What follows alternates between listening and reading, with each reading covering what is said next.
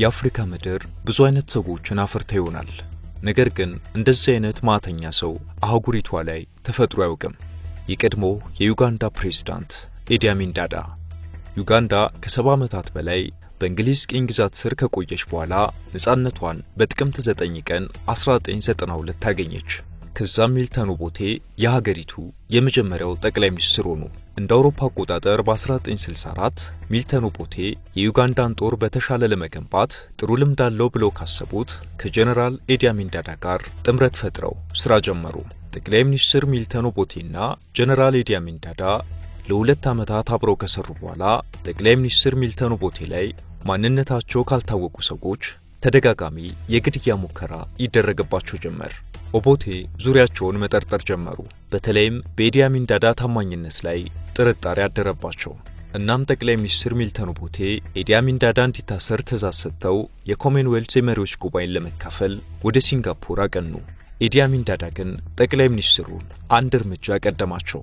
እግራቸው ከሀገር እንደወጣ መንግስታቸውን ገልብጦ 1971 ላይ ራሱን የሀገሪቱ ፕሬዝዳንት አድርጎ በመሾም ለስራ የወጡትን ጠቅላይ ሚኒስትር ሚልተን ኦቦቴን በዛው ስደተኛ አደረጋቸው። It is now my intention to work in close cooperation with everybody. ኢዲ አሚን ዳዳ ልክ ወደ ስልጣን ሲመጣ ምስኪኑ የዩጋንዳ ህዝብ አደባባይ ወጥቶ ደስታውን ገለጸ። ገና ምኑንም ላላወቀው ሰው በስሙ ዘመረለት። ከዚህ ሰው ጋር ያልሆነ የማርያም ጠላት ተባለ። ተስፋ ታየው።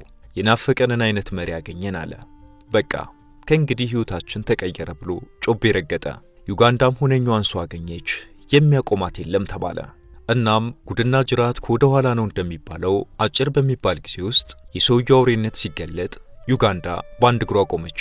ኢዲ አሚን ዳዳ ዩጋንዳውያንን በእውናቸው አይደለም በልማቸው እየመጣ የሚያቀርሻቸው ሰው ሆነ። ሰውየው ስልጣኑን ከተቆናጠጠ በኋላ የሚልተን ኦቦቴ ደጋፊዎች ናቸው በሚላቸውና እንደ ስጋት በተመለከታቸው የአቾሊና ላንጎጎ ሰዎች ላይ የሞት አዋጅ አውጆ በጅምላ ያስፈጃቸው ጀመር። እንግሊዝ ዩጋንዳን በቅኝ ግዛት በያዘችበት ወቅት የሀገሪቱ ህዝብ ስራ አይወድም፣ መሀይም ነው በማለት የህንድና የፓኪስታን ዜጎችን አምጥታ በማስፈር ታሰራቸው ነበር።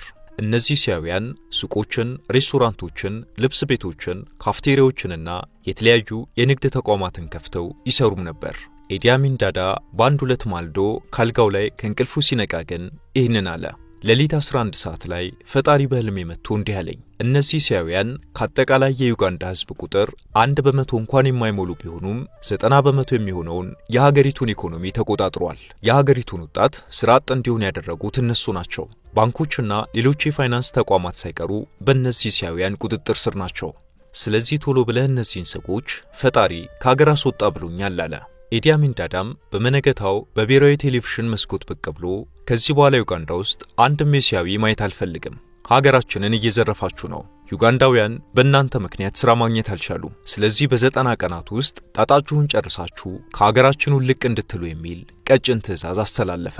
ከ50,000 እስከ 70,000 የሚደርሱ የኤዥያ ሀገራት ዜጎችን የለበሷትን ልብስ ብቻ ሲይዙ አባረራቸው። ያስተዳድሯቸው የነበሩትን ሱቆችና ትላልቅ የንግድ ተቋማትን ስራ አጥ ለተባሉ የሀገሪቱ ወጣቶች አደላቸው። ነገር ግን ወጣቶቹ መነገድ ሳይሆን ጥይት መተኮስ ብቻ ነበር የሚችሉት። የሀገሪቱ ኢኮኖሚ ክፉኛ ደቀቀ። Invite some country, but if the whole country in the continent of Africa can show an excellent example like our beloved leader, His Majesty the King Hassan of Morocco. እምነት ለኢዲ አሚን ዳዳ የመጨረሻዋ ወሳኝ ተግባር ናት። በዙሪያው ያለን የአንድን ሰው ታማኝነት ከተጠራጠረ ያሶማሽ ነው። ስልጣኑን ማንም እንዲገዳደሩ አይፈልግም።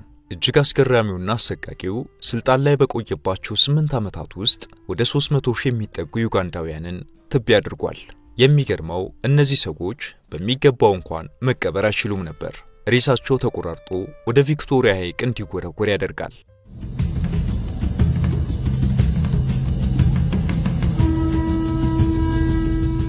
ስለዚህ ምክንያቱን ሲናገር ጠላቶቼን አዞ እንዲበላቸው እንጂ እንዲቀበሩ አልፈልግም ስለሚል የሀገሪቱ ወንዞችና ሐይቆች ውስጥ የተጣሉት ሬሳዎች ከመብዛታቸው የተነሳ ሐይቅና ወንዞቹ በሬሳ ይገነፍሉ ነበር። ኢዲ አሚን የገዛ ሚስቱንና የቅርብ ሚኒስትሮቹን ገድሎ ጭንቅላታቸውን ፍሪጅ ውስጥ ያስቀምጥም ጭምር ነበር። ይህንን ማድረጉን እሱ ራሱ በከፍተኛ የራስ መተማመን ይናገራል።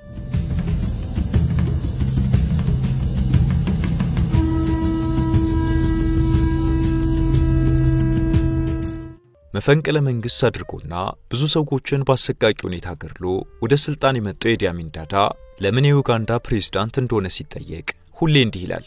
እኔ ዩጋንዳ ፕሬዝዳንት መሆን ፈልጌ አላውቅም። ነገር ግን ፕሬዝዳንት እንደሆነ አጥብቆ የፈለገው የሀገሬ ህዝብ ነው። አብዛኛው ህዝብ እንደውም እድሜ ልኬን ፕሬዝዳንት እንደሆነለት ይፈልጋል። የህዝቡ ጥያቄ ነው። እኔ ምን ላድርግ ብሏል። ኢዲ አሚን አንድ ቃለ መጠይቅ ላይ ደግሞ እንዲህ አለ። እስራኤሎች ወንጀለኞች ናቸው፣ ታማኞች አይደሉም። ወደ ፍልስጤም የመጡት ስደተኛው ነው ነበር። ከዛም ባፈሙዝ ፍልስጤም ኖረው የእስራኤል አካል እንድትሆን አደረጉ። ይህንን እንዲያደርጉ ያገዟቸው ደግሞ አሜሪካና እንግሊዝ ናቸው። እስራኤልን መውረር ከፈለኩኝ ቀላል ነው። ብዙ ወታደሮች፣ ብዙ ጀቶችና አየር ወለዶች አያስፈልጉኝም። እስራኤልን ልክ ማስገባት ለኔ በጣም ቀላል ነው። ሂትለር አይሁዶችን መግደሉ ልክ ነበር። እንደውም 6 ሚሊዮን አይሁዶችን ብቻ መግደሉን የሚያናድደኝ ያንሳል ሲል ተናገረ።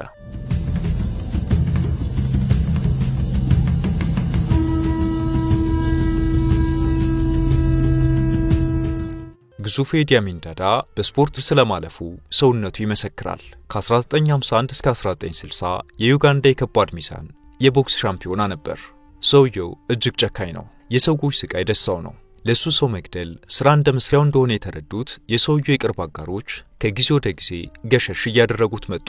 ደረታችንን ለጥይት እንሰጥልሃለን ያሉት የቀድሞ ታማኝ ወታደሮቹ ባገኙት ቀዳዳ ሁሉ ድንበር አቋርጠው ማፈትለክ ጀመሩ። ጥቂቱ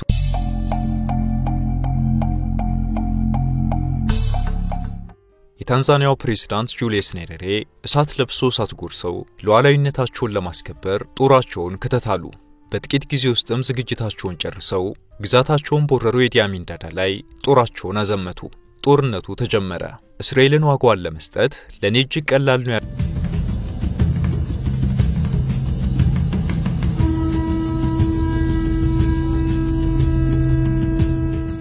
በመጨረሻም ኢዲ አሚን ዳዳ ጦርነቱን እንደተሸነፈ ሲገባውና አብዛኞቹ የአፍሪካ መሪዎች እንደሚያደርጉት 5 ሚስቶቹን 35 ልጆቹንና ገንዘቡን ይዞ አውሮፕላን አስነስቶ ወደ ሊቢያ ፈረጠጠ።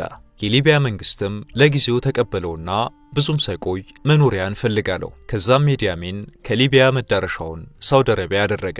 በሳውዲ አረቢያም ቅንጡ ቤትና 5 ተጨማሪ ሚስቶች ተሰጥተውት መኖር ጀመረ።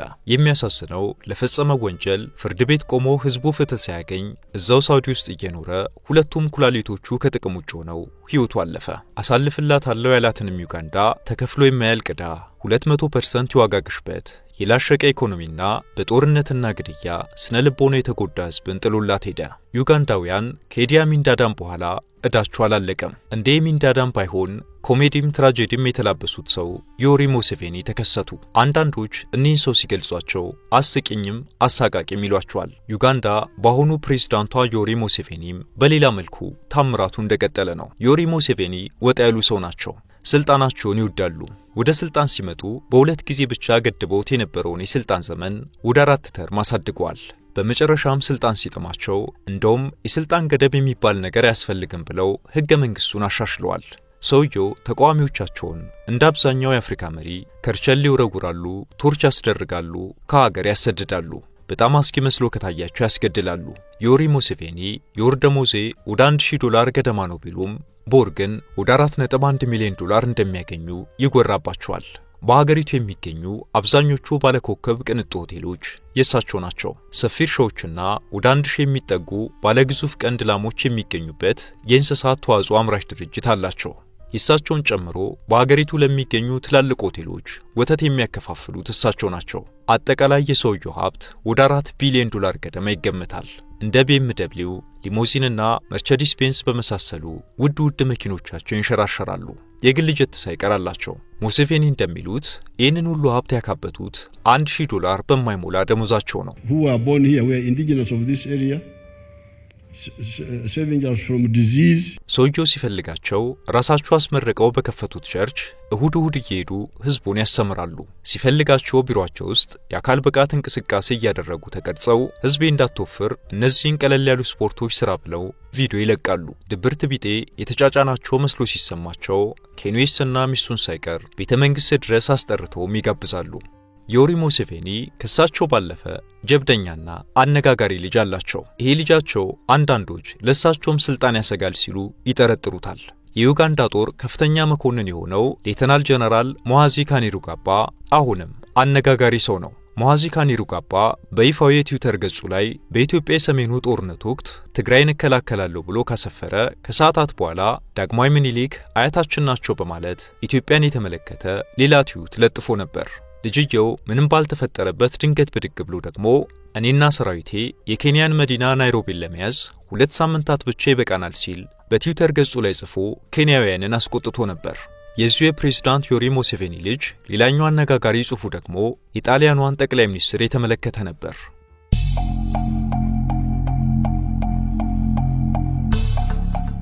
የጣሊያን መሪ የሆኑት ለጆርጂያ ሜሎኒ ጥሎሽ የመስጠት ፍላጎት እንዳለው ገለጸ። ለጣሊያኗ ቆንጆዋ ጠቅላይ ሚኒስትር ስንት ከብቶችን ልትሰጡ ትችላላችሁ ሲል ትዊተር ላይ የጠየቀው ጀነራሉ አውሮፓውያኑ ለሚወዷቸው ሴቶች አበባ ይሰጣሉ፣ በአገሬ ባህል ግን ለምንወዳቸው ሴቶች የምንሰጠው ከብቶችን ነው በማለት ባለግዙፍ ቀንድ ከብቶችን ምስል አያይዞ ትዊት ላይ ለጥፏል። አባቱን በመተካት ቀጣዩ የዩጋንዳ መሪ ይሆናል ተብሎ ትልቅ ግምት የተሰጠው ሰው ገና ካሁኑ ከአገሬው ሕዝብ እስከ ጎረቤት ሀገር ከወዲሁ ትልቅ ስጋት ፈጥሯል። Commanders and leaders will match our actions and deeds. We are already working hard to improve soldiers' welfare across the board. That is, where they sleep, where they work. ወደ አባቱ እንመለስ። ሶሻል ሚዲያ የሀገሬን ሕዝብ ስራ እያስፈታው ነው፣ ሐሰተኛ መረጃዎች እያወዛገቡት ነው፣ ሕዝቤን አመፀኛ አድርጓል ብሎ የሚሞግቱት ጋሽ ሙሴቬኒ እያንዳንዱ ማህበራዊ ሚዲያ የሚጠቀም ዩጋንዳዊ ታክስ እንዲከፍል ጭምር አድርገዋል።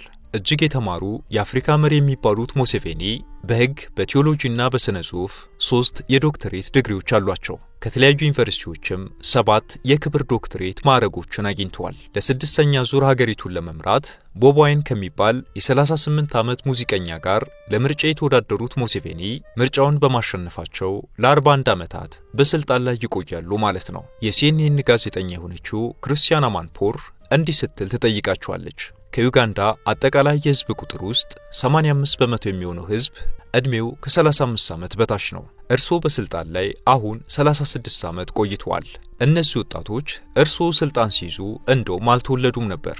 የሚያውቁት እርሶን ብቻ ነው። ስለዚህም ወጣቶቹ ለውጥ ይፈልጋሉ፣ የሥራ ዕድል ይሻሉ።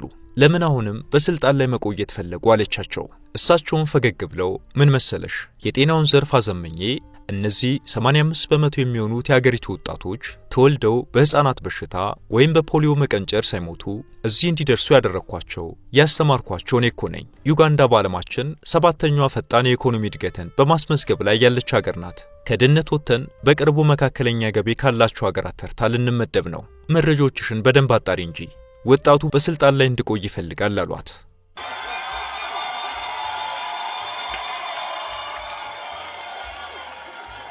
ዮሪ ሙሴቬኒ ሮናልድ ሬገን የዛሬ 39 ዓመት 40ኛው አሜሪካ ፕሬዝዳንት በነበሩበት ወቅት እሳቸው ስልጣን ላይ ነበሩ።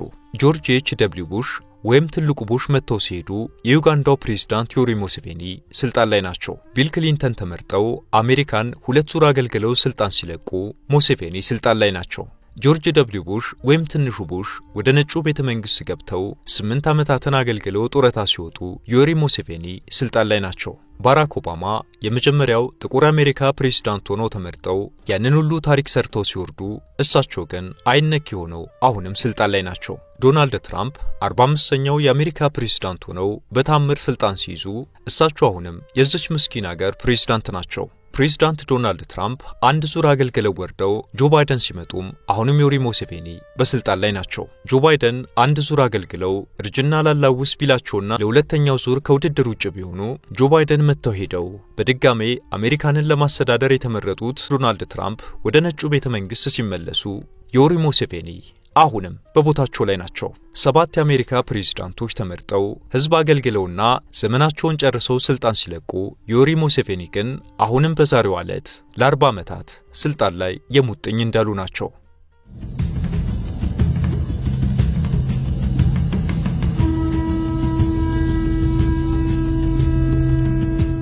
በእርግጥም ሙሴቬኒ ሀገር አረጋግቷል፣ ጦርነት ቀንሷል፣ የግብርናውን ዘርፍ አሳድገዋል፣ የህዝቡን የነፍስ ወከፍ ገቢ ጨምሯል፣ የትምህርትና የጤና ዘርፉን አዘምነዋል። ቱሪዝሙ በዓመት ከ1 ቢሊዮን ዶላር በላይ ለሀገሪቱ እንዲያስገባ አድርገዋል። የቴሌኮም ዘርፉንም ለውጭ ገበያ ክፍት አድርገው ወደ 7 የሚሆኑ ዓለም አቀፍ የቴሌኮም አገልግሎት የሚሰጡ ግዙፍ ተቋማት በአገሪቱ ይሰራሉ። የሀገሪቱ ዲያስፖራንም አሳምነው ህጋዊ በሆነ መንገድ በዓመት ከ1.5 ቢሊዮን ዶላር በላይ ለእናት ሀገሩ ያስገባል። ህዝቡ ቢያጣ 3 ይበልጡ ያድራል። ልብስ፣ ኤሌክትሮኒክስ፣ መኪናና መሬት ርካሽ ነው። አንድ መካከለኛ ገቢ ያለው ሰው ቢያንስ መኖሪያ ቤት የሚንቀሳቀስበት መኪና አለው። Create prosperity in the modern way by everybody joining the money economy. And when you join the money economy, you produce a good or a service. ዮሪ ሙሴቬኒ በወጣትነታቸው የነ ማርክስና ሌኒን የፖለቲካና ኢኮኖሚያዊ ርዕዮተ ዓለምን አነበቡ። ማረካቸው። ጎረቤት ሀገር ታንዛኒያ ሄደው ኢኮኖሚክስና ፖለቲካል ሳይንስን ካጠኑ በኋላ ጫካ ገቡ። ውትድርናና ሽምቅ ውጊያን ተማሩ። ከትግል አጋሮቻቸው ጋር ወደፊት ስልጣን ሲይዙ የሚያሳኳቸውን 10 ነጥቦች አወጡ። አብዛኞቹ ነጥቦችም የዲሞክራሲያዊ ስርዓትን ስለመገንባት፣ ሀገራዊ አንድነትን ስለማጠናከርና ሙስናን ስለማስወገድ የሚያወሩ ነበሩ። በመጨረሻም እንደ አውሮፓ አቆጣጠር በ1986 ላይ የዩጋንዳ ፕሬዝዳንት ሆነው ተመረጡ። ዩጋንዳ እጅግ ጨዋ ህዝብ ያላትና ተፈጥሮ ሳትሰስት ሁሉን ያደለቻት ሀገር ናት። ለመሬትን የታደለች፣ ለግብርናው ዘርፍ ገነት የሆነች፣ ነዳጅ ወርቅና መዳብ የሚገኝባት የተፈጥሮ ባለጸጋ ሀገር ናት። መሪ ማግኘት ላይ ግን ዛሬም ብዙም አልተሳካላትም።